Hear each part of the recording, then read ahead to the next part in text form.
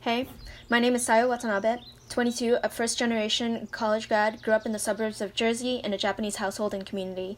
As a kid, I hung out by the water with my mom as a boat captain and my dad cleaning and cutting fish. My mom paid through our private school education in the middle of the woods by working as their janitor, and in these ways, I've always felt tied to nature and the way we are housed by the planet. Growing up in a frugal household sparked my initial interest to recover trash as materials, which is what people want to get rid of in life, but this developed a curiosity of what we actually need and whether trash can meet those needs. My journey of dealing with my mental health seeped into my practice as a designer, where I searched for happiness, only to find out that the people I care about also struggle with similar emotional needs. I now create with waste to fulfill the metaphysical human needs with the byproduct of removing waste from landfills. My thesis works to meet the 6 human needs of 1. Certainty, 2. Uncertainty and variety, 3. Significance, 4. Love and connection, 5. Growth, and 6. Contribution.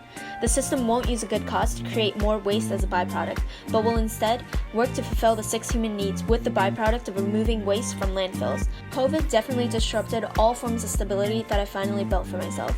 But on a good note, since I'm working with trash to begin with, my materials were not limited. If anything, it grew, with the packaging waste to create solutions with.